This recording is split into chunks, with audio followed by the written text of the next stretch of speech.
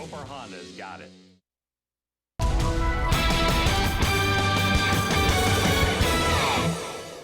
It definitely turned out to be a wild evening with showers and thunderstorms. Severe weather across portions of the viewing area. Not everybody got rain. A lot of areas from Independence, Parsons, Oswego, Chautauqua, and then through northeastern Oklahoma haven't had anything. And then a lot of areas in our northeastern counties haven't had anything. But it really was one big cluster.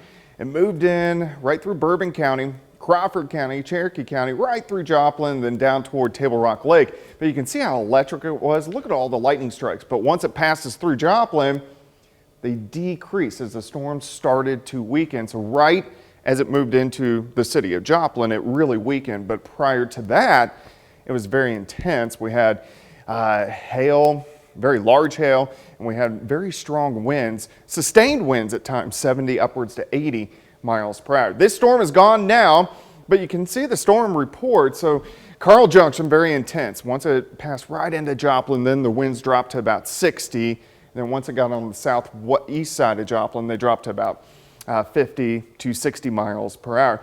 But these little icons show all trees down and also power lines. So Carl Junction, and then the blue shows us very intense winds when winds were clocked over 70 miles per hour. So you can see all the trees and power lines down, really right through Pittsburgh. A lot of flooding too, especially on the west side of Pittsburgh, up through Girard.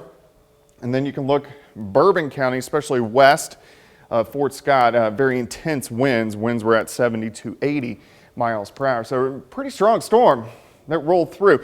It's pretty quiet out there right now, but we still have a cluster of storms just to the south of Wichita. And if you look at these, they've been kind of sinking south. A few may try to get going in southeastern Kansas, but I think most of our severe weather is done for the overnight hours tonight. Even though we may get a few pop-up scattered storms late, I'm not expecting too much from those. I think most of us are going to be pretty quiet tonight. Again, you can see a few pop-up little guys late tonight into tomorrow morning. Then that should be just about it. All right, that was supposed to be Indigo Sky, but he went down on me. But 7th and Range line looks pretty good right now. Currently sitting at 72, east-southeasterly winds 5 to 10. Humidity is still high, of course, at 87%. All right, now that we got these storms done for the weekend, it looks pretty good. The humidity is going to be a tad lower than what we saw today. It felt gross outside through the daytime hours today. We'll start near 70. As we go through the day, I think we'll see partly sunny skies. Looks pretty good. Temperature is going to warm still near 90. It's just going to be a little bit more of a drier heat. Tomorrow night, we'll drop back upper 60s, and then Sunday looks pretty good. You can see we have this northeasterly wind, so that keeps us with humidity levels just a little bit lower. Sunday, high temps right around 90 degrees as well, but our humidity will start to creep back up as we go into next week. So in general, the weekend looks pretty good if you want to get outside, hit the lake or pools or whatever you want to do, clean up the yard from tonight's storms. 92 on Monday.